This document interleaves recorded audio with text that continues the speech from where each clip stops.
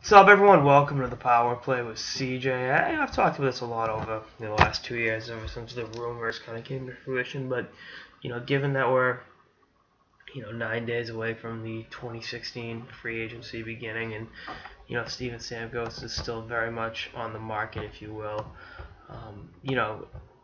The homecoming, and I like to watch other sports and see parallels between said sports in the NBA and the NHL. And today was the NBA in terms of homecoming.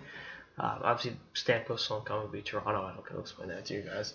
But you saw what LeBron James did, leaving the state of Florida to go back to Ohio, to the Rust Belt, and delivering Cleveland its first championship in 52 years. Definitely a great moment for him in the city. And that, who says you can't go home? But on the flip side of the coin today was another part of this dichotomy of NBA homecomings. Was Derrick Rose being traded with the Chicago Bulls and having it be like kind of a buried story. Derrick Rose was an MVP at 22, and there he is getting traded to New York, and what essentially amounts as a salary dump. And the thing with Rose was the injuries ruined him. But there was just always kind of a weird relationship between him and the Bulls. I think a lot of it because he is a Chicago kid. So you kind of see both sides of it. And again, with Rose, there are extenuating circumstances, don't get me wrong for 1 second. But, it's not always rainbows and butterflies going on. And, you talk about this great young team that the Leafs have put together with an Austin Matthews, with Mitch Marner and a Nylander, and, William Nylander. Just throwing that out there because I know someone will be like, which Nylander? But all these really, really talented players, and the pressure to win is second to none. It's the most hockey crazed market in the world. Even I'll admit that, and I'm as loyal a Bostonian as there is. And going on 50 years though to Stanley Cup, it's he's walking into the Lions' lair. This isn't Tampa, Florida, where you played well tonight, Steven. You're have an assist and a -2.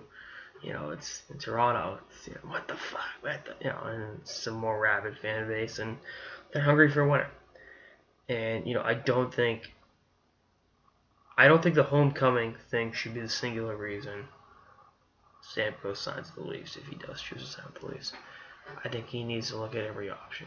And I've spent more time thinking about what Steven Stamkos should do on July 1st, 2016, than I probably should have. And it's all every day there's more questions than answers, because it was always, he's either going to re-sign with Tampa or maybe he'll go to Toronto.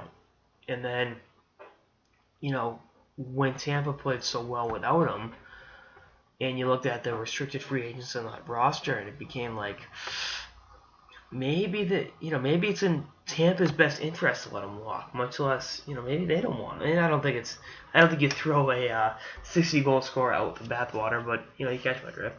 Likewise with Toronto, they've got so many great young players that, I know there's no guarantee with any of them, although having been around Austin Matthews, it's pretty close to a guarantee, and seeing what Mitch Marner can do, it's pretty damn close. And the same thing with Nylander. We saw what he can do, in his end of the season follow-up.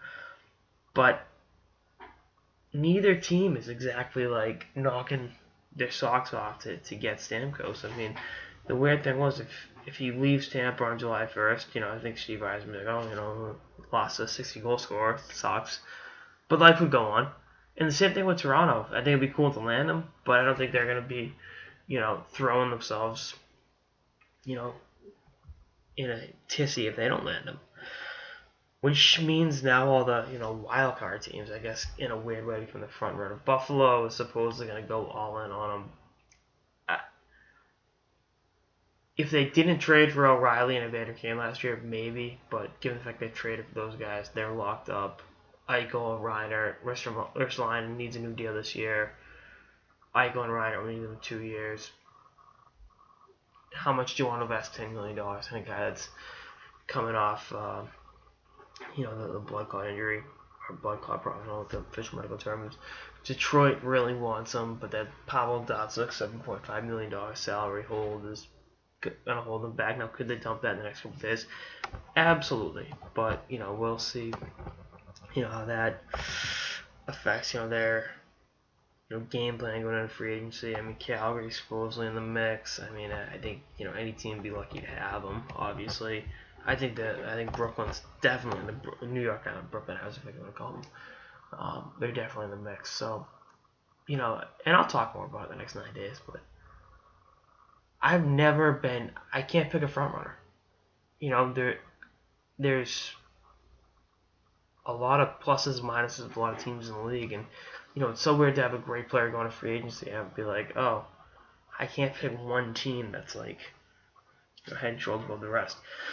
So we'll see. We'll see what happens. But the homecoming storyline should not be beaten into the ground. That's my bottom line. During free agency, if he signs with Toronto, then beat that baby right into the ground. But for now, see how it all shakes itself up. Anyway, that's all I got. So to the Power Play with CJ. Stay tuned for more episodes throughout the off season and beyond. Later, guys.